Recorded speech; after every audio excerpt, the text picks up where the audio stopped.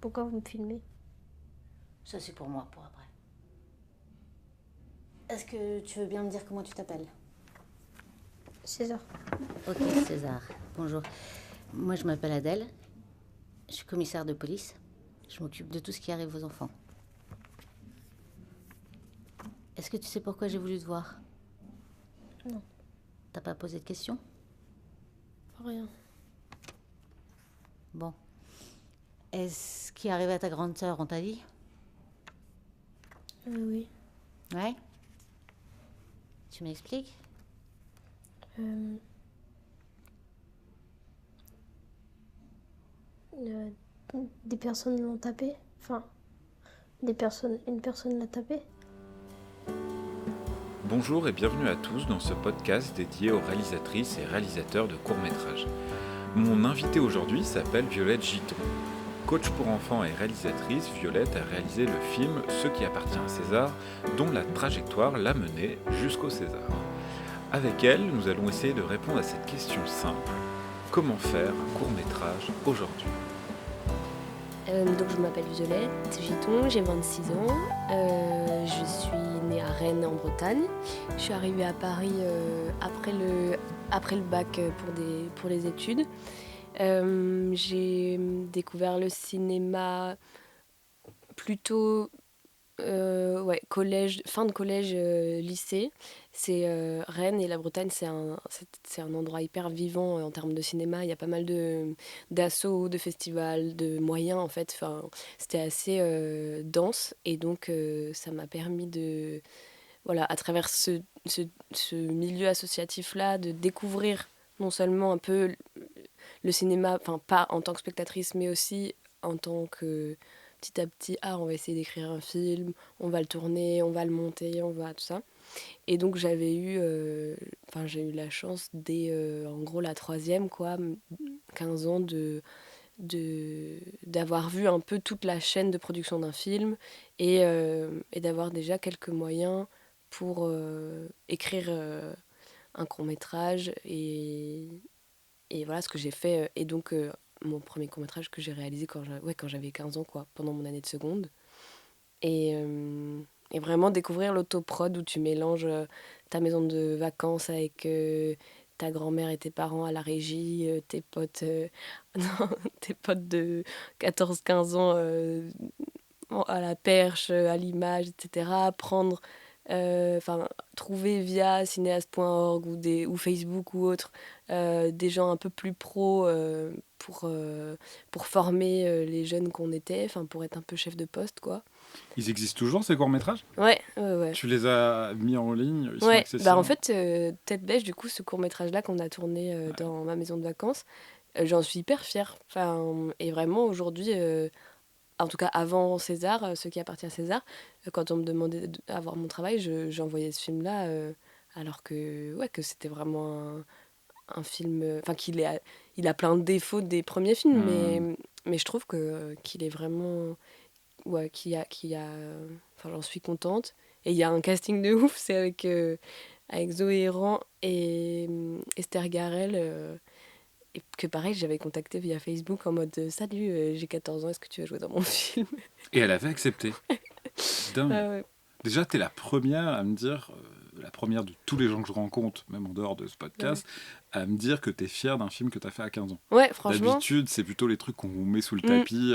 Moi, c'est des trucs que j'ai brûlés, je pense, personnellement. Mais ouais. Bah, il y en a d'autres dont je suis moins fière, mais celui-là, Puis ça a été aussi un film quand même très collectif.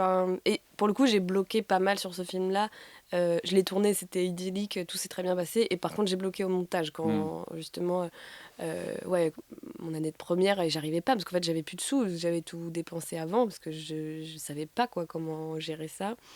Et, et du coup, là, j'ai bloqué en montant, en fait, l'histoire que j'avais en tête et en me rendant compte que ça marchait pas, parce que c'est pas parce que t'en rêves tous les soirs ou quoi que une fois que tu la montes, ça fonctionne. Là, j'ai eu un gros blocage qui a duré 1 an, 2 ans, en fait. Et puis finalement, je l'ai repris 1 an, 2 ans après. Et en même temps de finir un autre. Et je sais pas, et j'avais vu, je m'étais beaucoup nourrie aussi entre-temps, j'avais vu beaucoup de films. je m'en étais détachée, en fait. Il y avait vraiment eu du temps qui était passé, donc j'ai réussi à couper plein de choses, ce qu'il fallait faire.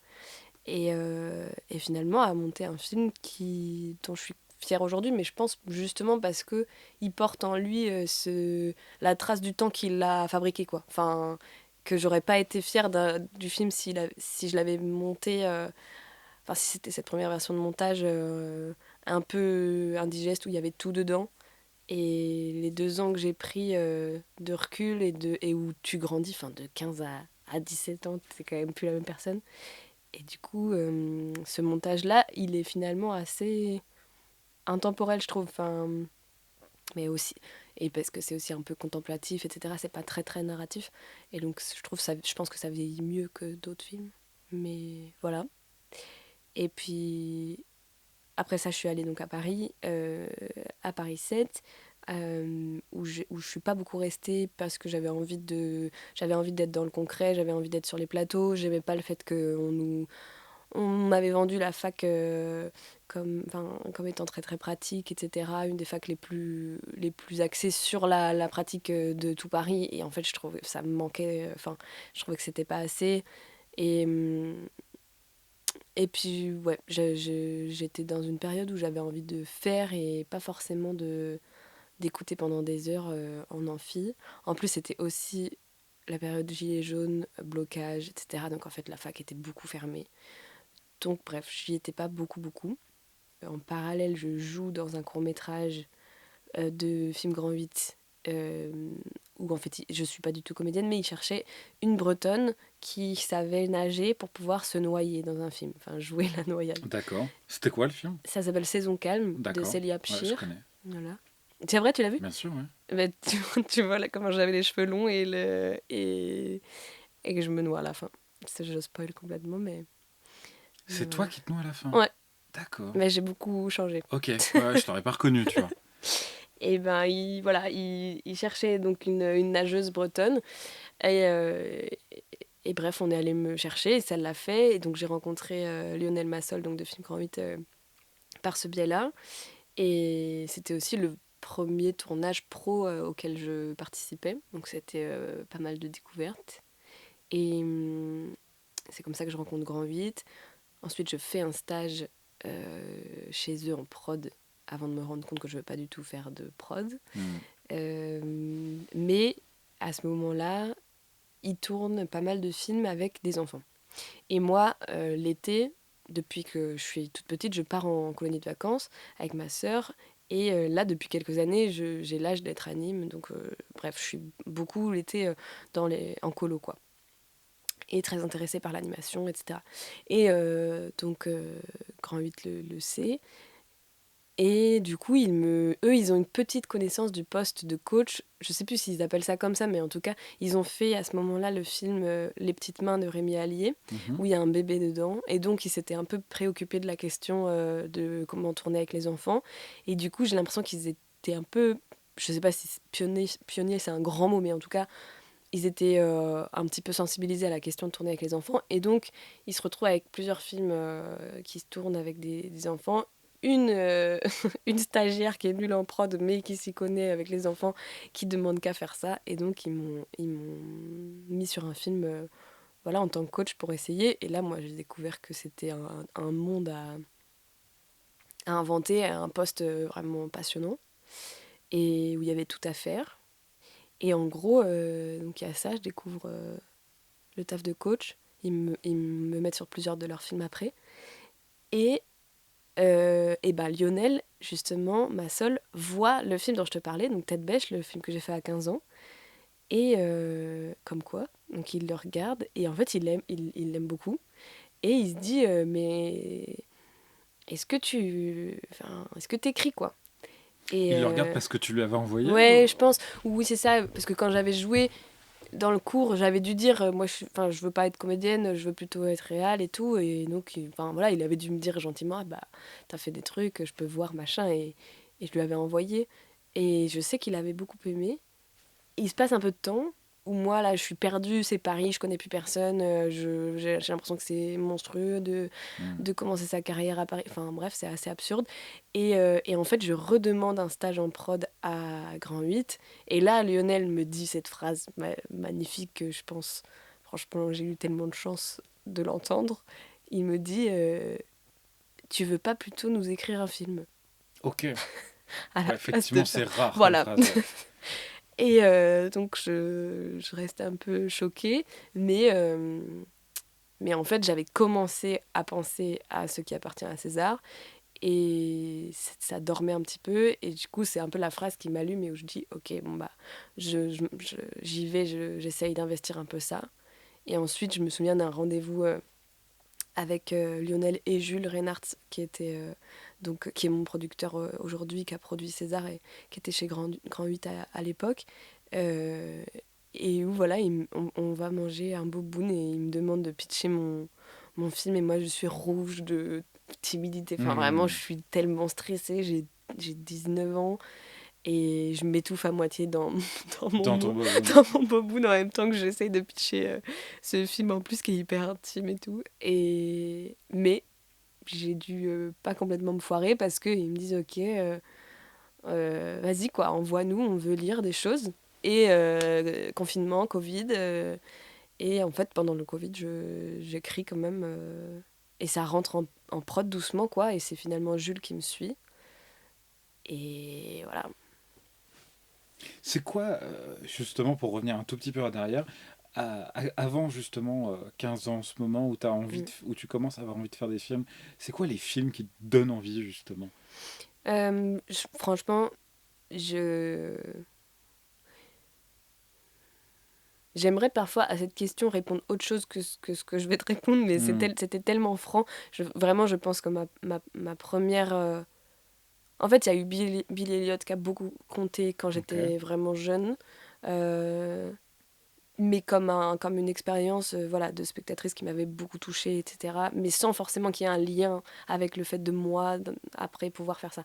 Et ce film, par contre, qui que j'ai vu en tant que spectatrice, mais aussi où j'ai compris, où il y a eu cette espèce de décollement, un peu de recul de ah, ok, comment est-ce que ça a été fabriqué, et c'est Tomboy, c'est Céline Sciamma. Ok.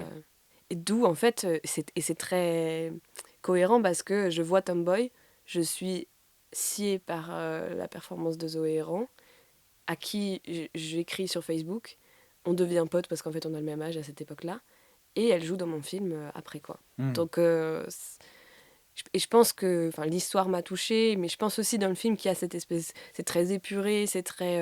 Enfin, elle l'a fait au 5D, je crois, c'est vraiment. Exactement. Voilà, Ou 7D au d'ailleurs, je crois 7D, ouais. précisément. Et donc, je pense que je sentais un peu quand même ce truc de. Ah ouais, c'est roots, mais ça marche et c'est beau et c'est hyper. Ouais, c'est quasiment documentaire. Enfin, ça m'avait. Je pense que ouais, ça m'a beaucoup plu et je le porte encore vachement avec moi. Enfin, je trouve que dans César, il y a beaucoup de choses aussi qui. Ouais, effectivement, ça se Ouais. retrouve beaucoup, cette esthétique Mm. documentaire. Ouais. C'est avant 15 ans que tu savais déjà que tu avais envie de faire des films. C'est arrivé quand, précisément? Franchement, j'ai écrit des histoires très tôt. Je me souviens de squatter l'ordi de mon père pour écrire des histoires, de découvrir Open Office et d'écrire Hmm. des histoires catastrophiques en mode Mathilda. Enfin, vraiment, Hmm. genre, juste des petites filles qui se faisaient adopter par leur maîtresse. Enfin, Hmm. de l'imaginaire voilà, 8-9 ans. Et d'ajouter des images avec des dauphins et tout. Enfin bref. Hmm. Et donc de jouer en tout cas avec la narration et de savoir que c'était possible quoi, d'écrire. Après, qui disait quelle valeur ça avait. Bon. Mais ensuite, j'ai écrit une nouvelle qui a gagné un prix. Et là d'un coup, en fait, petit à petit, voilà, ça s'est fait d'abord sur des trucs, quelque chose qui restait très écrit, quoi, mais où ça marchait bien et je sentais que c'était plutôt apprécié, que j'avais un style, etc. Et Déjà, tu as eu la démarche, toi, toute seule, non, mais d'envoyer... j'étais parent-prof. Ah d'accord, ok, ouais. Faut le dire Moi que aussi, ça aide. enfin, donc ouais, ouais, d'accord. Mais c'est vrai qu'il m'aurait pas forcément encouragé forcément Mais à faire j'étais ça. malade hein, quand j'étais Ouais. petite. J'en reparlais avec ma sœur. Moi, j'ai un auteur qui m'a enfin, qui m'a vraiment énormément appris et plu et peint dans ma jeunesse, c'est Jean-Claude Morleva. Mhm. Euh, et, et en fait, je me contentais pas de lire ses livres. Je me souviens qu'à un moment, j'avais écrit l'histoire et j'avais trouvé son mail et je lui avais envoyé. Et j'avais j'avais, je sais pas, 11 12 ans, quoi. Et le mec m'avait répondu et il m'avait dit: Ah, tu pourrais faire ça pour améliorer ton histoire et tout. Et j'avais oublié, je m'en suis souvenu là, il y a quelques semaines, et je me disais: Mais franchement, je sais pas ce qu'ils nous aiment manger, nos parents. Mais enfin, en tout cas, vraiment, j'ai un souvenir, mais tout comme écrire à Zoé ou Esther, enfin, un souvenir d'une période de rien à perdre, on y va, ouais, je sais pas si c'était de la confiance, mais en tout cas, je pense aussi d'insouciance et que je faisais ça sans aucune arrière-pensée ou malveillance ou autre. Et du coup, je me disais, bon, bah, ça peut que me revenir en bien, quoi. Et en vrai, ouais, ça a été le cas pas mal de fois quand même. Hmm. J'étais dégourdie, je pense. Quand est-ce que tu passes justement du moment où voilà, tu écris des histoires Mm. qui sont qui c'est plutôt lié avec la littérature et où tu dis non, en fait, ces mots, ils vont prendre une autre dimension et aller plutôt vers l'image. Est-ce qu'il y a un film qui est un élément déclencheur? Bah, Tu as parlé tout à l'heure de Tomboy, mais est-ce que c'est ça? Est-ce que c'est plus tard? Est-ce que c'est avant? euh, je pense que le cinéma, enfin, mon rapport au cinéma passe pas vraiment par mon rapport à l'image. Mhm. Dans tous les endroits de fabrication, c'est peut-être celui qui m'est pas qui m'intéresse le moins, mais qui m'est le plus lointain. Euh, je pense qu'il y a, je pense que c'est l'attrait plutôt de la direction d'acteur, du collectif, enfin qu'il y ait des corps qui prennent en charge de l'histoire, qu'il y ait du son. Enfin, ouais, c'est l'idée de rendre l'histoire vivante, je pense, plus que de me dire je vais faire un film parce que. Et le montage, je me souviens que quand même, c'est la découverte du montage aussi, de me dire, ah mais c'est fou tout ce que tu peux faire, et du coup il me faut la matière vivante pour pouvoir la monter. Mais ouais, cette espèce, je pense, un attrait très créatif et manuel à la matière, quoi, d'un coup.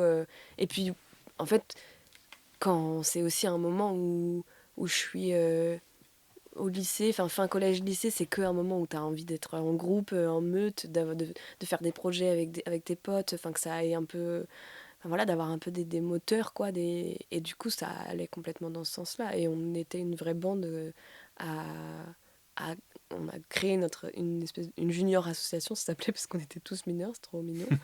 Et où ça fonctionnait un peu comme une boîte de prod en fait. Et chacun tournait ses films, et du coup nous on bougeait, enfin d'un coup on était perchman, d'un coup on était à l'image, d'un coup machin. On faisait des travelling avec des caddies de supermarché. Enfin, et, et je crois que ce qui m'a vraiment plu aussi, c'est l'idée de, quand j'ai compris que c'était un vecteur génial pour rencontrer des gens, pour accéder à des endroits, pour obtenir des choses. Euh, Bah, si tes parents t'interdisent de sortir ou d'aller dans tel endroit, bah oui, mais c'est pour tourner une scène, donc on faut qu'on y aille. Enfin, voilà, c'était quand même un truc ouais, de liberté énorme. Et puis, bah, où on voyait la reconnaissance, la fierté des adultes qui nous entouraient. C'était aussi assez intergénérationnel. Enfin, puis, ouais, je pense que forcément, ça rassemble pas mal de gamins un peu pas forcément fracassés, mais en tout cas avec des trucs à dire, et des complexes, ceux qui sont derrière la caméra, souvent quand même. Donc on s'est trouvé aussi à cet endroit-là, quoi. Mhm. Et pour revenir du coup à ce qui appartient à César, le film dont il est question ici, euh, quand est-ce que le projet naît? Donc tu as un peu évoqué tout à l'heure la rencontre avec ton producteur des films du Grand 8, Mm. mais toi, de quoi ça part initialement, ce désir d'écrire cette histoire spécialement? Et ça part vraiment de mon histoire perso. C'est complètement personnel. Euh, on a traversé cette épreuve-là avec mon frère, avec ma sœur, avec toute ma famille. Mhm. Euh, Justement, en fait. Et je pense, bah, c'est lié, parce que ça arrive, donc l'agression que je subis, elle arrive juste avant la découverte de cette bande-là, du cinéma, de Tomboy. C'est vraiment... Je pense que peut-être que c'était justement l'histoire de trop qui pouvait pas être racontée à l'écrit et qui m'a donné l'élan de me dire ok, maintenant on va... Enfin, faut que ce soit plus vivant, plus incarné. Et en tout cas, c'est arrivé vraiment quelques mois avant que je découvre réellement le cinéma. Ce qui m'a fait beaucoup de bien. Et donc, au départ, je suis pas du tout dans... En fait, mon premier film, donc Tête Bêche, parle de ça, mais je ne le savais pas et je l'ai compris vraiment plus tard. Puisque c'est une jeune fille qui apprend qu'elle a une leucémie et elle est en vacances et comment est-ce que ça atteint sa grande sœur et sa grand-mère avec qui elle est. Et c'est sur l'irruption d'un trauma, d'une mauvaise nouvelle, voilà, du malheur dans une espèce d'harmonie et comment ça a déteint sur les autres. Et en fait, c'est évident que je parlais, enfin que la maladie était représentative de plus que ça, quoi. Mais donc, à l'époque, moi, je me répare de, cette, de cet événement-là. Et puis, c'est lourd puisqu'il y a un procès, etc. Donc, ça prend de la place. Et le cinéma, l'écriture, le groupe est un vrai moyen de me changer les idées, de produire, quoi. Il y a un procès au moment où tu es en train d'écrire le film. Ouais, à peu près, ou avant. En tout cas, c'est tout, ouais. Rennes, l'écriture, Tête Bêche, l'agression, le procès. C'est un espèce de, en gros, d'amas d'événements qui dure de mes 15 à 17, quoi. D'accord. Parce qu'il y a eu un an entre l'agression et le procès. Au moment où je vis les événements, moi, concrètement, c'est déjà beaucoup de les vivre, et donc il n'y a pas du tout encore cette idée de sublimation, transformation, je sais pas quoi. En fait, elle se fait, enfin c'est plutôt... Il y a des choses qui sortent, mais par d'autres biais, où même moi, j'identifie pas finalement je parle de ça. Mais en fait, dans ma famille, globalement, on vit les choses qu'on est obligé de vivre avec l'avocate, le procès, etc., les psys, enfin... Mais du coup, ça ne sort pas, la parole ne sort pas forcément de ce cadre-là et ne va surtout pas vers ma sœur ou mon petit frère, donc qui s'appelle Gaspard en vrai, et qui est un peu plus jeune que César dans le film à l'époque. Et, et du coup, il n'y a pas grand-chose qui se dit. Et en fait, je suis moi marquée par contre par les attitudes qui développent en fait. Et notamment, je vais le chercher à l'école et je me souviens vraiment qu'on s'en parle pas, mais d'un coup, il développe une passion pour les armes et il a un arc, il a demandé un arc à Noël ou un truc comme ça. Et je vais le chercher, donc je suis derrière lui, il marche devant moi, et en fait il est avec son arc, et il pointe, il vise tous les hommes qui nous dépassent, quoi. Et je me souviens voilà, d'attitudes comme ça, où d'un coup, il y a de la protection, il y a... envers moi, il y a cet attrait pour les armes, il y a aussi une espèce une fuite dans les livres, dans l'imaginaire, et tout ça. Et ça me marque à cette époque-là. Euh, et ça reste. Et au départ... César, donc j'écris réellement pendant le confinement, donc j'ai 19-20 ans. Et du coup, pendant le confinement, je reviens chez mes parents.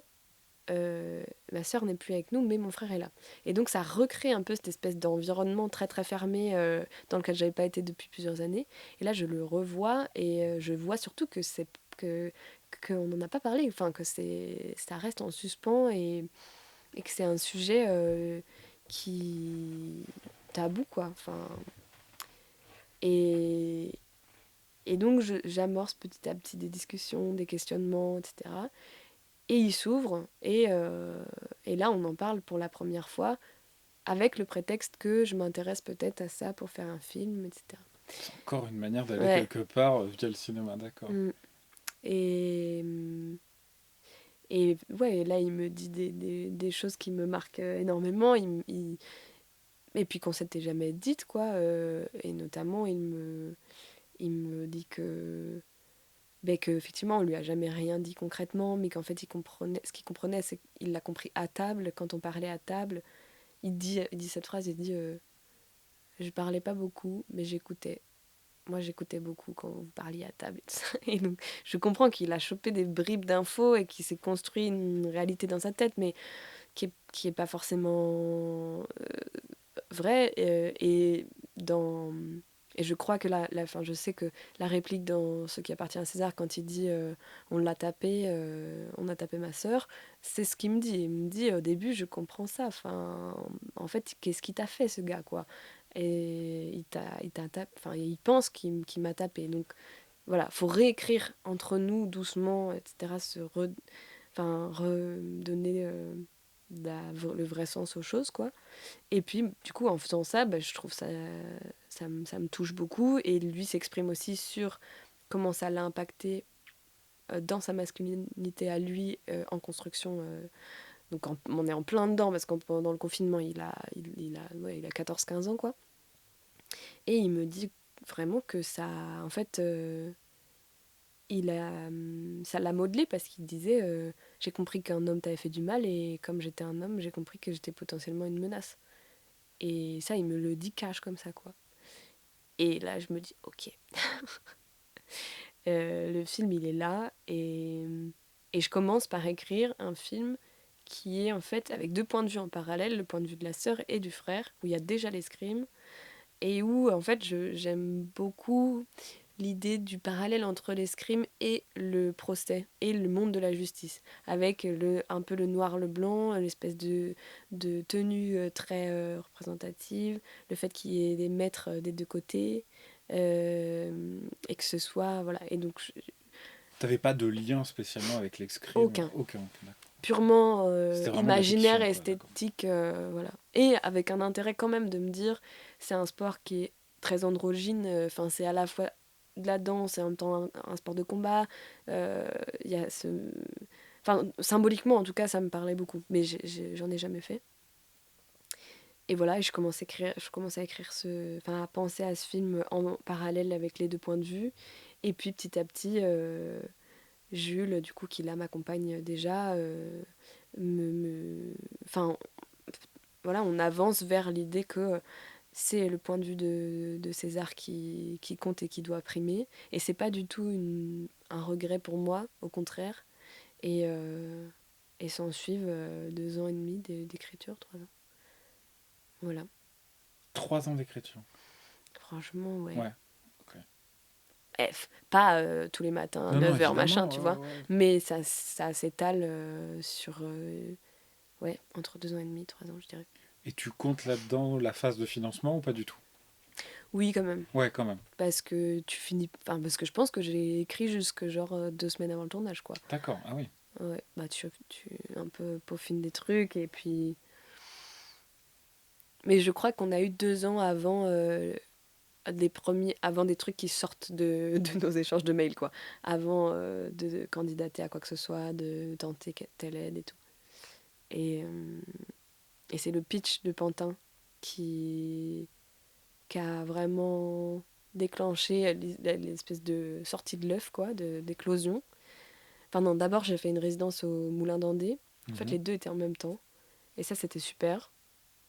Et d'être pour le coup encore dans de l'écriture en partageant cette phase-là avec d'autres auteurs. Et, euh, et le pitch beaucoup plus là dans un truc de performance ou de show. Et ça m'avait fait tellement peur, c'était Et le pitch? énorme. Ah ouais. T'avais déjà les films du Grand 8 avec toi en plus. Ouais, j'avais déjà Jules.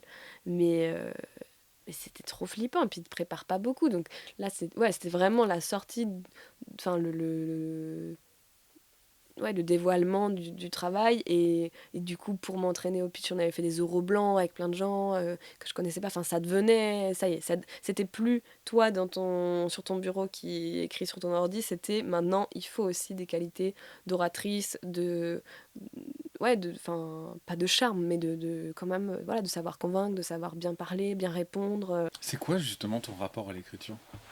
C'est quelque chose que tu apprécies, c'est quelque chose... Tu m'as dit qu'effectivement tu écris depuis toute jeune, mais l'écriture de scénario, c'est pas la même chose. Est-ce que tu es quelqu'un qui est très méthodique, qui est très porté sur la méthode comme on peut la trouver dans des Ouais. manuels chez Truby, ou est-ce que tu as quelque chose Moi, que tu aimes bien j'ai garder une certaine spontanéité? ouais, vraiment ça, plus. Suivi, bah, déjà, j'avais cette matière Mm. quand même très proche de moi, puisque c'était moi et mon frère, donc ça, c'était facile de la convoquer. Et puis après, j'ai suivi pendant 1 an un cours d'escrime d'enfants, D'accord. d'ados, où j'ai découvert l'escrime, où ils m'ont complètement marave parce que bah, j'étais nulle. Et du coup, ils- mais ouais, je me suis mouillée, quoi. Ton marin parce que tu étais nul, Bah c'est-à-dire? non, mais enfin, j'étais super nulle. Et eux, ils faisaient 2 fois... Enfin, je faisais 2 fois leur taille, mais ils étaient doués, quoi. Donc moi, voilà, ils m'ont clairement battue à plat de couture. Mais Mm. c'était chouette. Et j'avais cette volonté vraiment de faire... Je me disais tout le temps, je veux que si un escrimeur, une escrimeuse voit le film, un tireur, je veux que ils se disent c'est bon, c'est crédible. L'escrime qu'on voit, elle est juste. Et ça, la justesse, la véracité, c'est hyper important dans, dans mes histoires et dans ce que je veux écrire. Vraiment. Et c'est pour ça, là, je pense aussi que... Enfin, tout ce truc ouais, d'éthique, de véracité, sans forcément aller vers que du réalisme, mais il faut que ce soit vraisemblable, ou alors si ça ne l'est pas, que ce soit un vrai choix, que je sache ce qu'il l'est, et pourquoi j'ai fait le choix de ne pas montrer ça.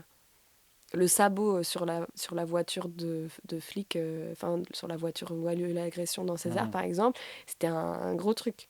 J'ai appelé mon ex qui est flic en lui disant est-ce que ça c'est bon, est-ce que c'est crédible de mettre un machin et elle m'a dit pas tant, mais vas-y, c'est pas choquant, quoi. Ok, je le mets parce que j'en ai besoin, mais je sais que je sais que je prends une petite liberté, quoi.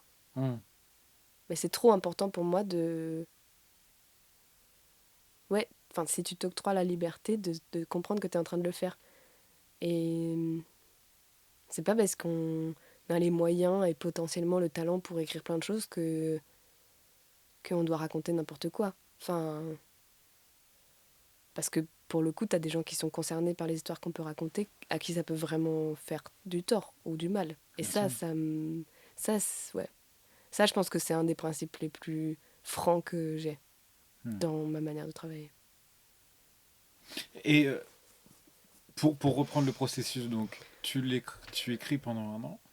N'importe quoi, tu écris pendant 3 ans Ouais. au total, si on inclut tout, et donc tu as ces échanges de mails là, comme ça qui n'en finissent pas. Comment ça s'est passé la recherche de financement? Ça, j'ai fait confiance vraiment à Jules, puisque Ouais. moi, j'y connaissais rien. Euh, Est-ce que ça a été une route un peu tranquille, ou est-ce qu'il t'a dit ah là je sais pas si on va le faire? Ouais, non, c'était chaud parce que. Bah, enfin, chaud, et en même temps, je partais avec une prod ils avaient déjà 2 Césars. Enfin, j'étais Hmm. très, très, très chanceuse d'être chez Grand 8. Et d'ailleurs, on a pu bénéficier de l'aide au programme de leur boîte et donc d'une aide du CNC parce qu'on n'a pas eu l'avance sur recette, on n'a pas eu le CNC vraiment pour le film. Ça, on a été en PSR, on peut se représenter, puis machin, bref. Et finalement, les temporalités, on a fini par dire ça va être trop long, on y va sans quoi.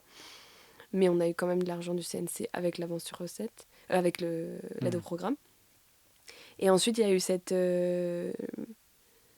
ouais, donc les régions où c'était pas facile toujours et où on se heurtait quand même. On sentait que. Mais c'était intéressant. On prenait le pouls, mais on sentait que c'était un sujet pas facile et on a entendu ouais, des sacrées dingueries quand même, Ah ouais. avec soit qui allaient dans notre sens, entre guillemets, mais qui me désolaient. Par exemple, bah, y en a tellement des films sur les agressions, on en a marre, mais vous, c'est le point de vue d'un petit garçon, donc c'est original, donc on y va. Bon, enfin, ça fait Hmm. chier, quoi. Hmm. Et soit ça, soit carrément mais en fait, on comprend pas si elle a été agressée ou si on nous parle d'un viol. Euh, du coup, ça change l'empathie qu'on a pour le personnage. Donc, il faudrait commencer le film sur elle qui sort de la voiture en se remettant ses collants. Enfin, comme ça, ce serait plus clair et tout. Au secours. Voilà, Ah on a ouais, eu ça. putain la vache. Et là, tu te dis, ok, c'est eux qui donnent l'argent. Donc ça, moi qui n'y connaissais rien à ce processus-là de financement, j'ai aussi compris vraiment la subjectivité et l'aléatoire de tout ça, qui prépare pour les festivals où c'est un peu la même chose. Mais donc ouais, c'était costaud. Et après, on a eu en fait assez rapidement 2 régions, ce qui est rare. Et je sais plus comment ça marchait. Enfin, juste, elles nous l'ont tous les deux acheté. Elles ont accepté, je crois que ça se combine. Et donc, on a tourné en Grand Est et on a fait la post-prod en PACA à Marseille. Et, et on a eu Arte, genre 3 semaines avant le tournage, un truc comme ça. Et c'était beau. Ça, 3 semaines avant ouais. le tournage, d'accord. Enfin, ou en tout cas peu de temps avant le tournage. Et je me souviens que ça a été un... Enfin, déjà, j'étais très très fière. Et ça a été un soulagement énorme de se dire... Enfin, d'avoir ce pari-là avant d'avoir tourné, quoi. Tu te dis, peu importe à quoi ressemble le film, il sera sur Arte. C'est que... Ouais, ça fait du bien. Ça te donne confiance et puis c'est aussi de l'argent. Et donc, on l'a fait de manière quand même très confortable, quoi. Ok. Ouais. Et comment, du coup, tu constitues ton équipe? Alors, moi, j'avais deux vraiment arguments. Enfin, euh, comment on dit? Qu'est-ce que tu veux dire? Voilà. J'avais vraiment 2 critères que je cherchais à chaque fois chez les gens. Je voulais que ce soit des personnes qui euh, aiment travailler avec les enfants, qui aiment côtoyer des enfants, qui comprennent, enfin qui aient un lien avec l'enfance en fait. Et c'était mais primordial. On aurait pu me proposer, je sais pas quoi, le meilleur chef-op ou ingé son du monde. Si c'est une personne qui est saoulée par les enfants, qui ne supporte pas le bruit, qui à un moment peut pas s'empêcher de leur crier dessus, ou faire du chantage, ou veut tout le temps les câliner, les toucher, les machins, ça dégage. Et j'en ai trop vu en tant que coach. Il y en a. Et en fait, on connaît ces personnes parce que c'est dans la vie de n'importe où, le rapport à l'enfance des gens est quand même euh, très disparate et souvent enfin, il y a un truc qui déconne quelque part. Et là, je voulais vraiment que ce soit... En fait, on va faire un film avec des enfants où ils sont turbulents. Les scènes de vestiaire, elles sont électriques. Et donc, je vais chercher des enfants qui ont ça en eux, enfin, qui l'incarnent. Et je vais pas aller prendre des premiers de la classe pour jouer ça. Et donc, je savais que c'était des enfants que je n'allais pas pouvoir appuyer, enfin, on-off, et qu'en fait, potentiellement, oui, ils allaient faire la foire le soir, ils allaient faire du bruit à table, ils allaient pas, enfin, ouais, se mettre sagement dans le couloir en attendant qu'on tourne, quoi. Et tout ça, je le défendais vraiment.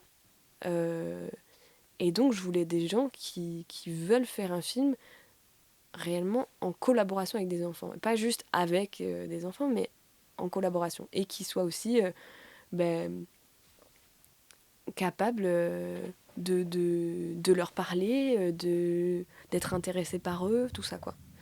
Donc voilà, tu as constitué ton équipe avec vraiment cette donnée-là. Tu avais des idées de techniciens Moi, j'ai euh, mon meilleur ami Martin Laugerie, qui est le chef opérateur. D'accord. Lui, c'était pas une question. Il y avait Elias Graziani aussi au son, qui fait un peu partie de notre bande. Et puis après, j'ai rencontré pas mal de gens. Et ouais, où c'était des rencontres hyper précieuses. Alice Douard, qui était ma script, qui là vient de sortir des preuves d'amour. D'accord. Ah oui. Et ça, c'était un peu dingue parce que elle n'avait pas encore eu le César pour L'attente, mais elle l'a eu l'année d'après. Et mais je connaissais déjà un peu son travail et j'étais hyper admirative, etc. Et en fait, on se rencontre et elle avait aimé le scénario et elle me dit ok, on y va. Et ça, c'était... Ouais, une super... Enfin, une rencontre hyper précieuse. Delphine Mal qui a fait la musique, pareil, je l'adore. Elle est tellement douée, enfin, elle m'a tellement apporté, elle a tellement apporté au film. Et ça a été une rencontre que je sais vraiment... Enfin, voilà, on ne fera pas seulement ce film-là ensemble, quoi. Et après, à tous les endroits, aux costumes, au décor, à tout partout, enfin... Vraiment, j'ai l'impression d'avoir casté chaque personne et d'avoir investi les rapports aussi, parce qu'il y a ça, je trouve, qui est important à faire. Et ça peut être énorme quand t'es réal et que tu vois l'espèce de tsunami du tournage t'arriver dessus, de te dire qu'il faut que t'investisses chaque rapport avec chaque technicien, mais tu vas le payer si tu le fais pas, en fait. Donc, et puis, c'est des humains qui vont travailler pour toi, sous-payés. Eux, leur nom à ton générique, ça leur apportera pas grand-chose. Donc merde, t'as un peu, je sais pas, tu leur dois quelque chose, une rencontre, une considération, voilà. Et donc ça, c'était vraiment pour la partie équipe technique. Et j'imagine que le casting, ça a dû être un moment assez long, puisque tu l'évoquais. Tu as pris une vraie bande d'enfants. Comment tu les as trouvés, ces gens-là? J'imagine que ton rôle à côté de coach d'enfants a été quelque chose qui a pu complètement rentrer en compte. Ouais, ça a été... Le casting, c'est la deuxième chose dont je suis le plus fière aussi de comment ça a été... Enfin, c'est énorme en fait ce qui s'est passé pour Marius, donc celui qui joue César, qui était absolument pas comédien, qui était un enfant que moi j'avais dans ma colo pendant plusieurs années, où j'étais son animatrice puis sa directrice, et un enfant avec des difficultés, qui faisait des fugues et que j'allais rattraper en fugue, et qui était mais tellement loin du cinéma, vraiment. Et je connaissais cet enfant, j'avais écrit en pensant un peu à lui, physiquement, et dans l'ambiance, quoi. Je me disais, ok, je me souviens de ce profil-là, c'est un peu ça, mais j'y pensais pas du tout concrètement, puisque il avait grandi entre-temps, quoi. Donc je commence à casting sur Paris avec Céline Richard en directrice de casting. Et là, on voit beaucoup d'enfants d'agence, mais on cherche partout. Enfin, il y a du casting sauvage. Je vais voir des cours de judo, des cours d'escrime, Enfin, franchement, c'est monumental. On voit beaucoup d'enfants et on en retient quelques-uns. Mais moi, je vraiment fais promettre à Jules qu'on ne boucle rien, donc mon producteur, qu'on ne boucle rien avant août, puisque en juillet, là, moi, je pars faire un mois de colo et je vois 300 enfants. Et donc, je veux me laisser cette porte ouverte-là, même si je n'y crois pas, parce que il y a des profils qui me plaisent beaucoup, et je suis en mode, je vais être dans mon rôle de directrice, je vais pas tout mélanger. Et en fait, je fais ma colo, Marius est là, et c'est littéralement César. Enfin, en termes d'âge, en termes d'attitude, en termes de force, d'intensité dans les yeux, dans la présence, j'ai vraiment du mal à ne pas être frappée par ça. Et en plus, il est pile... en fait, il se passe vraiment des scènes à la colo qui sont des scènes du film, quoi, où je les prends dans le bureau parce qu'ils n'arrêtent pas de faire des blagues de cul, toute une bande de gamins de 12 ans, là, et puis... et je le vois sur le côté je sais que c'est lui qui orchestre un peu tout ça, mais je le vois qui regarde en coin et tout. Et en fait, c'est trop bizarre parce que je suis à la fois dans la réprimande et en même temps, je vois de l'extérieur la scène où je me dis, c'est exactement ça que je veux mettre en scène et recréer. Et je prends beaucoup de temps pour être sûre de ce que je vais faire. Parce que là, je sais, et justement, je sais aussi, en tant que coach enfant, je vois des enfants qui n'ont pas envie de tourner, je vois des enfants qui sont forcés, à qui on a trop promis, je vois tout ça. Et je vois comment le cinéma peut à la fois être sublime dans une vie d'enfant, et à la fois être traumatisant et détruire beaucoup. Donc, en fait, ce que je fais, c'est une proposition ferme, donc je me refuse de lui faire passer un casting. Je veux que si je lui en parle, ce soit sûr que c'est lui. C'est à aucun moment possible de lui dire peut-être que machin, en fait de lui dire non. Parce que c'est trop loin de lui pour lui faire miroiter quelque chose et ensuite le reprendre, quoi. Et Et donc surtout, il faut que plus qu'avoir confiance en lui, il faut que j'ai confiance en moi parce que il faut que j'ai confiance dans ma capacité à le mener au jeu et à ce qu'il puisse me faire confiance et à moi, c'est un vrai saut, quoi, un vrai pari et contre la rigidité et notamment aussi les promesses que demande un prod, que demande une production classique de film, où il y a rarement la place pour des tels paris. Donc je dois faire l'espace pour ça, et je choisis de le faire, et, et je lui propose, et il est intéressé, et on commence à travailler, et ça le fait, et ça le fait tellement, c'est lui qui fait le film, mais ça a été plein de rebondissements et ça a été et je lui dois énormément. Le film lui doit énormément aussi. Et le tournage en tant que tel, il a duré combien de temps? Je sais plus si c'est 8 ou 10, on va dire 9. Mais parce que j'avais dans le fait de tourner avec des enfants, c'est un vrai investissement qu'il faut pas prendre à la légère, et qui est un investissement de temps, de personnes, d'argent aussi, et qu'il faut faire en fait. Si vous voulez tourner avec des enfants et que vous voulez la présence d'enfants est juste dans votre film, qui vous donne des choses, en fait ça peut pas marcher si vous-même vous ne vous respectez pas le contrat. Et donc moi j'avais vraiment mis ça au centre et j'étais intransigeante avec mon prod, qui en plus savait que c'était mon taf par ailleurs, donc il était un peu bloqué à cet endroit-là.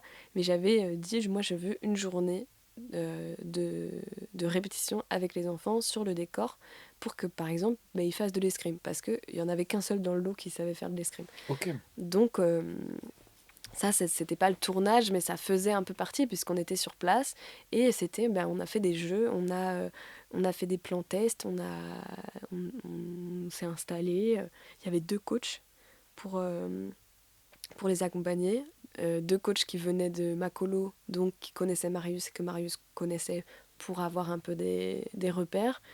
Et un truc que je trouvais génial, c'est par exemple, pour montrer la place qu'ils avaient, sur tous les tournages généralement, les enfants dorment à l'écart et ne mangent d'ailleurs pas forcément avec l'équipe. En tout cas, il y a vraiment, les enfants sont en périphérie, quoi. Et là, ils avaient, en fait, ils dormaient au QG, qui était une espèce de un bâtiment qui ressemblait à un truc de colo, et ils avaient leur chambre, etc., leur endroit, et en fait c'était c'était les adultes qui étaient un peu éclatés tout autour dans différents hôtels, et on venait tous les soirs manger du coup dans leur maison, et c'était vraiment l'endroit où tout le monde se retrouvait, et ça les mettait au centre, et ça, ça fait partie des choses qui étaient hyper importantes, et du coup investir aussi ce lieu-là avant de commencer le tournage, aller se balader dans Remiremont, donc voir à quoi ça ressemble. Ouais, et puis après, on a fait la moitié du tournage avec toute la bande, puis ils sont partis, et là on a terminé avec Marius et Billy pour les scènes plus à deux. Et j'en ai un souvenir bruyant, mais hyper joyeux, et avec plein de niveaux. Enfin, j'ai retrouvé encore il y a pas longtemps, ils avaient un caméscope. Il y avait une des coachs qui avait un caméscope avec elle pour faire le making-of. En fait, ils ont tourné le making-of du film entre eux, mais de manière complètement anarchique. Et, et ils vivaient vraiment une vie parallèle. Au tournage. Ouais, au tournage. Et c'était hyper important. Et ils avaient le soir des exercices, des trucs empruntés d'écolo, des conseils d'enfants, on appelle ça, en mode, qu'est-ce que les bons points de la journée, les moins bons, enfin, de régulation de groupe, quoi. Et ouais, et du coup, j'ai l'impression que c'était une espèce de... comme plein de galeries souterraines avec et ça fait ça un peu sur tous les tournages. Enfin, chaque poste a une vision différente de l'espèce de fourmilière, quoi. Et donc, à l'issue de ce tournage qui a duré, on a dit 9 jours à peu près, il y a la post-production. Ça va durer combien de temps? Oh mon Dieu. Ouais, longtemps. C'était censé durer j'ai envie de dire 5 semaines. Mhm. Et en fait, ça s'est étalé sur 9 mois. D'accord, ouais, effectivement, c'est très long. Parce que, bah voilà, encore une fois, j'ai eu énormément de chance d'avoir une prod qui croit en ce film et qui croit aussi au temps. Et je te parlais bah, de comment j'avais bloqué pour mon film d'avant. Et en fait, j'ai pas tant bloqué là, mais je crois que la grammaire, enfin ce que j'ai un peu compris, je pense, c'est que la grammaire de mon cinéma demande. Ça fait hyper pédant quand je dis grammaire de mon cinéma, mais en tout.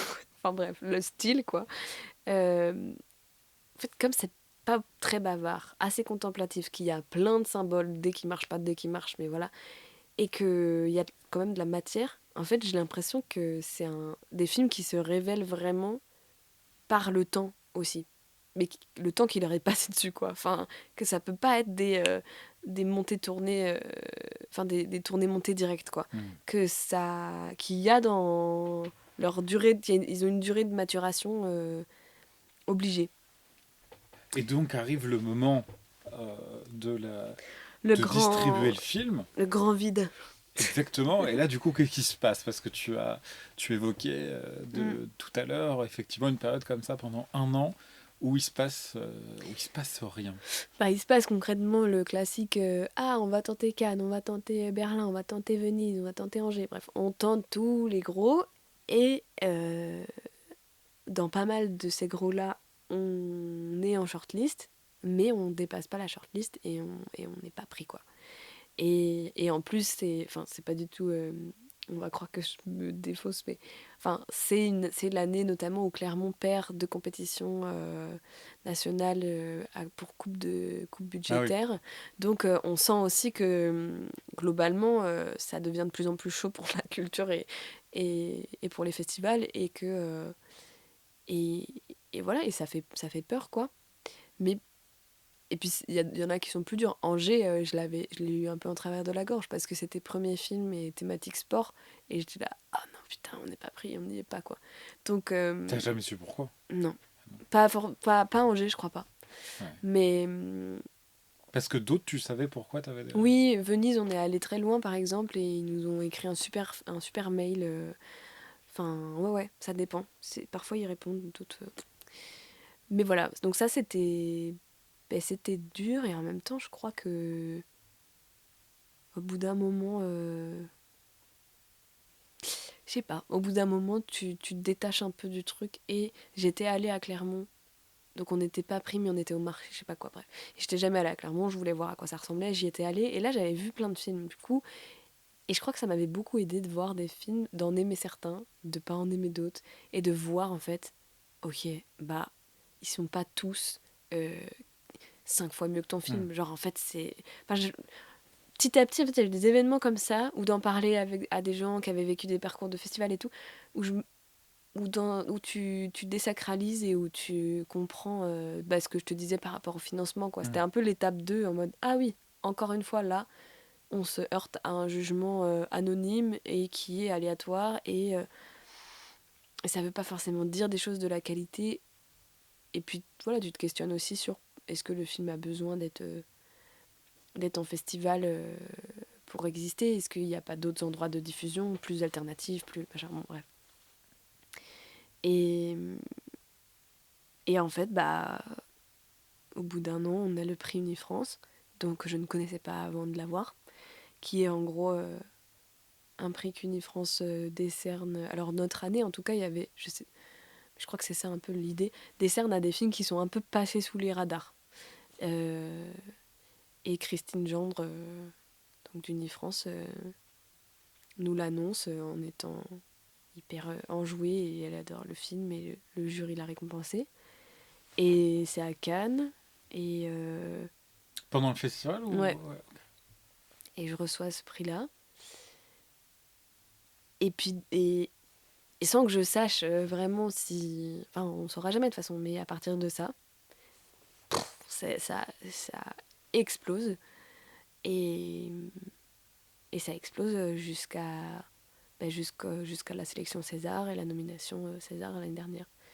T'as eu combien de sélections au total sur ce film-là? Et alors on en a encore, ce qui est Ah, trop beau, d'accord. je trouve. parce que ça se calme évidemment, faut laisser la place, mais il continue vachement à vivre. Et je dirais que on a eu peut-être une soixantaine de sélections et, et une grosse quinzaine de prix, un truc comme ça. Et des beaux prix, on était dans la... pas la shortlist, mais la moins shortlist des Oscars, là. Enfin la première liste. On avait un prix qualifiant au festival Flickerfest. Il a gagné le prix Alice Guy à Brest. Donc des prix aussi qui étaient décernés par des ados, par des jeunes. Ça, c'était hyper important. On a gagné Marius a gagné un prix d'interprétation en Californie. Billy en a gagné un à Saint-Jean-de-Luz. On a eu beaucoup de meilleurs films, meilleurs premiers films. Enfin, franchement, c'était fou. Et de plein de publics différents, plein de festivals différents. Et puis avec un vrai échange. Et moi, j'ai beaucoup... je ne l'ai pas accompagné partout du tout, mais j'ai pas mal fait quand même de séances scolaires, de rencontres avec des ados. Et c'était ça le but à la base quand même, de faire un film qui aurait concrètement un peu un impact. Et un film pour les jeunes, enfin pour les familles et les jeunes qui sont concernés par ces questions. Je suis allée en prison aussi pour le présenter en prison à des détenus. Et accroche-toi bien, c'était dans la prison là où est allé mon agresseur. Ah ouais, d'accord. Et ouais, j'ai fait ça. Et en racontant aux détenus la vérité, quoi, d'où sort cette histoire.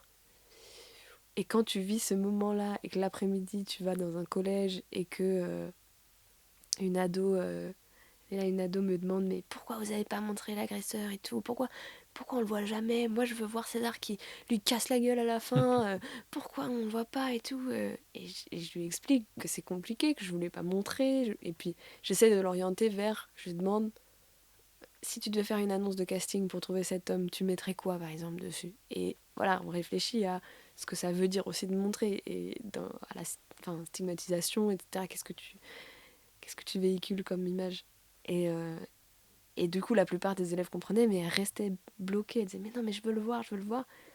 Et je finis par lui dire, mais est-ce que tu veux le voir pour savoir à quoi ça ressemble, un agresseur? Et elle avoue, elle dit oui, quoi. Et là, ouais, bon courage pour pas chialer, parce que, enfin, vraiment, c'est trop beau, quoi. Tu te dis... Enfin, ça a fermé des boucles énorme entre voilà la prison et voir une enfant qui a l'âge en fait que moi j'avais quand ça m'est arrivé, demander en gros montrez-nous à quoi ça ressemble pour se protéger, quoi. Ouais.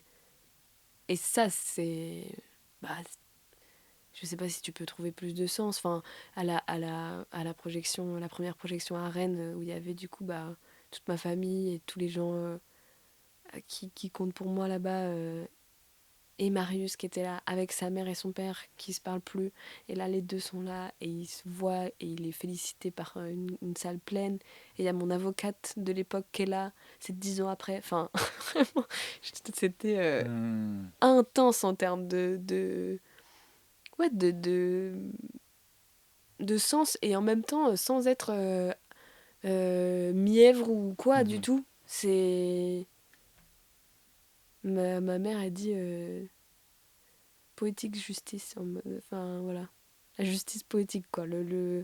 Comment est-ce que tu, je sais pas si c'est sublimation ou autre, ou résilience on va dire plutôt, mais tout ce que t'as entre les mains pour donner du sens à ce qui t'est arrivé, sans que ce soit un truc pour aller, enfin loin de moi l'idée de surfer sur quelconque vague, enfin ça m'énerve très fort d'entendre ça, ou de non, c'est toi à ton niveau concrètement.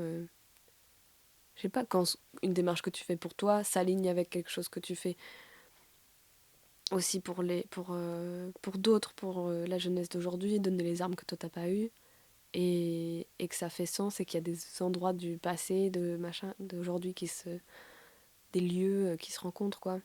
Ça, c'est vraiment possible, et le cinéma le permet très très fort, quoi. Et donc arrivent les Césars. C'est quand même une aventure rare sur un premier film. Oui, bah justement, après tout ça, là, tout ce que je viens de dire, du coup, oui, tu te dis... Enfin, finalement, les Césars étaient un peu la cerise sur le gâteau, Hmm, mais ça avait pas du tout la même couleur de ce que je viens de raconter sur le sens, en termes de sens, bien justement. sûr. Et,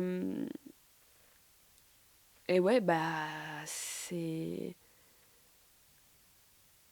Moi, ça m'a beaucoup appris sur l'endurance, quand même, que ça demande, puisque du coup, ça s'étale sur 5 mois entre l'annonce des sélections et la cérémonie. 5 mois où tout le monde t'en parle autour de toi, parce que tout le monde connaît, où chaque matin, tu te réveilles un peu en te disant, ça se trouve oui, ça se trouve non, qu'est-ce que ça changerait à ma vie, qu'est-ce que machin, si je me casse la gueule en montant les marches, et si finalement, en fait, j'ai rêvé ça, c'est pas vrai. Enfin, bref, c'est quand même, ça te fait rêver, mais ça te pollue aussi pas mal. Mais en fait, c'est un peu comme un examen, hein. Enfin, comme un examen, oui, comme le bac, j'en sais rien. Enfin, c'est un truc une échéance qui se rapproche petit à petit, mais qui te stresse parce que bah, tu sais que ça, en fait, tu sais qu'il y a un peu un avant, un après, et même si tu t'efforces de le désacraliser, de te dire que voilà, ben non, ça a de l'importance et tu peux pas faire genre que non. Et d'ailleurs, en fait,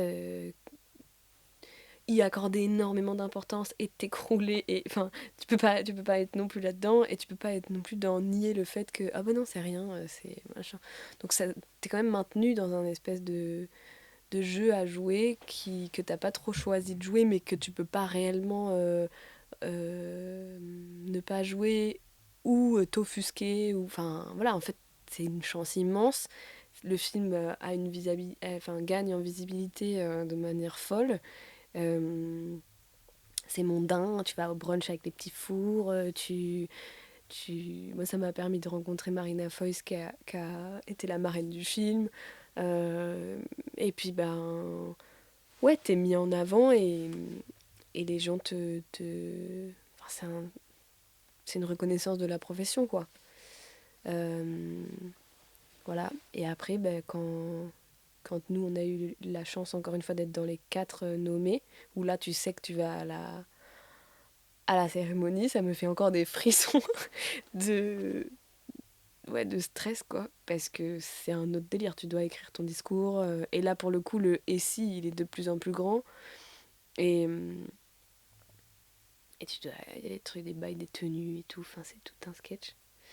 Mais, euh, mais c'est beau. Enfin, c'était beau de le vivre. C'était beau de le vivre une année où on était 3 réalisatrices femmes en nomination à la fin.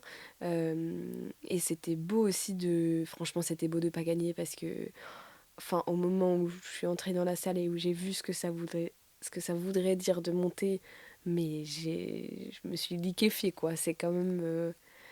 Enfin, voilà, j'ai eu peur et je me suis dit aussi, je crois que je suis trop jeune. Donc j'étais accompagnée de Jules, mon producteur, Martin, mon chef-op, et Delphine, la compositrice du film, qui avait été nommée l'année d'avant pour la musique de Chien de la Casse.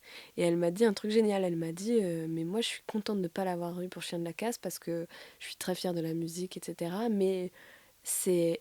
ça aurait été trop tôt. Enfin, je sais que je peux faire mieux, je sais que j'y ai pas forcément passé... Enfin, voilà, je veux pas que ça, ce soit mon espèce de summum, quoi. Et sinon, après, tu fais quoi enfin, et ça m'a vachement parlé. Et je suis très, très fière de ce qui appartient à César. Mais je pense que ça m'aurait fait aussi un peu cet effet après un an sans sélection, enfin, gagner le César, qu'est-ce que ça aurait eu... Enfin, ouais, le sens m'aurait un peu échappé. Et je crois que vraiment, quand j'ai entendu, le moment où j'ai entendu que c'était pas nous, d'un coup, j'ai eu un soulagement, mais énorme, et suivi après d'un énorme élan en mode putain, j'ai envie de revivre cette occasion. Enfin, c'est genre vraiment un truc vers l'avant j'ai envie dans quelques années, pouvoir revivre ça et éventuellement que ce soit nous. Et pas du tout un truc d'affaissement, quoi. Et je crois que j'avais assez peur, si jamais, enfin dans le cas où tu l'as, Et pour en avoir parlé avec des gens qui l'ont eu, quand même après, enfin, la pression pour rebondir, pour penser au prochain film, enfin, Tu c'est parles quand de gens même qui ont eu qui ont eu le César. pour le court-métrage. Ouais, ouais, ouais. Et bah Alice, elle avait la chance d'être déjà en production, par exemple, d'Épreuve d'amour quand elle l'a eu. Donc en fait, elle était même en casting. Et en plus, elle a gagné le César. Monia Chokri en a gagné un et Ella Rumpf en a gagné un. Donc clairement, elles ont eu 3 Césars. Enfin, mais et elle est brillante d'avoir fait ça, justement de ne pas avoir attendu parce que écrire une fois que tu l'as, c'est dur parce que ouais, et pourtant tout le monde s'en fout. Enfin, franchement, c'est juste à l'intérieur de toi, tu te mets une pression folle en te disant que les gens t'attendent au tournoi alors que personne t'attend.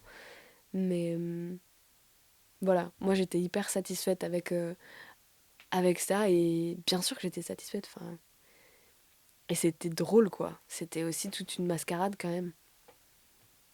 Avec après on nous en... Ce qui m'a le plus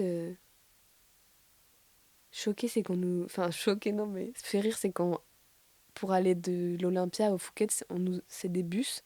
Et du coup, vraiment, c'est comme des bus de colo, quoi, mais avec tous les chants des Césars dedans. Et au final, toute cette aventure, ça te mène où? Ça te mène vers quel nouveau projet? Est-ce que tu penses que là, par exemple, tu nous évoquais tout à l'heure que tu écrivais ton premier long métrage. Est-ce que tu penses que ce film-là va te mener tout de suite à ce long métrage ou est-ce que tu écris un autre court métrage? C'est quoi tes projets? Bah, il s'est passé un truc dont j'ai pas du tout parlé là, mais qui a été très important. J'ai fait aussi un documentaire audio qui est Mhm. sorti en même temps mais qui est sorti il y a un an, en gros, qui s'appelle Malheur Niveau 2, qui est produit par Arte Radio. Et j'avais jamais fait ça. C'était enfin moi, enfin je connaissais pas du tout la radio, ce médium-là, etc. Et et voilà. Et c'est une histoire qui m'est tombée dessus, qui est extrêmement personnelle encore une fois, et qui est surtout un projet qui a pas été prémédité quoi. Et qui parle de quand j'ai été 2 semaines internée en hôpital psy et que j'avais ce toc, une obsession où je ne pouvais pas m'empêcher d'enregistrer les choses autour de moi. C'était pendant le Covid. Et en fait, bah, en arrivant à l'HP, les patients avec moi se sont mis pour m'en protéger et parce que ça les intéressait eux-mêmes, se sont mis en fait à s'enregistrer avec mon téléphone, à partir avec et à parler quoi pendant 1 heure et à raconter ce qu'ils voulaient et à me le rendre.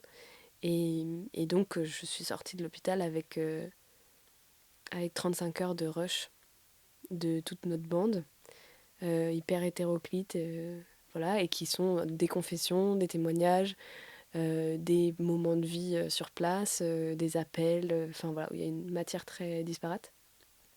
Et, et j'ai mis 2 ans avant de me dire, et qu'on décide avec eux que ça pouvait devenir voilà, un podcast, enfin un documentaire, et de le proposer à Arte. Et du coup, il y a eu ce projet-là qui a été bah, très très très très beau à faire mais aussi une construction assez épineuse justement en termes d'éthique, en termes de placement, en termes de vraisemblable, enfin voilà, en termes et de aussi ce que moi je voulais dire de moi parce que j'étais là en mode bon,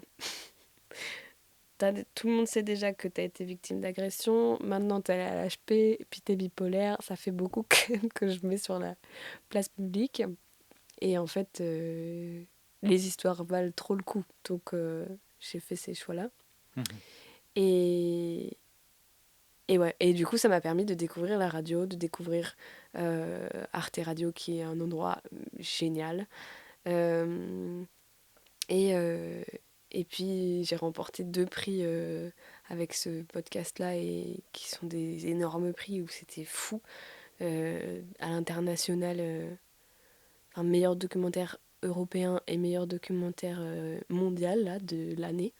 Donc c'était dingue d'aller là-bas, de rencontrer les gens de partout de voir justement comment est-ce qu'on écrit, comment est-ce qu'on produit, qu'est-ce qu'on raconte comme histoire autrement qu'au cinéma, et avec quelle base, avec quel commencement, avec quelle éthique, avec quelle manière de faire.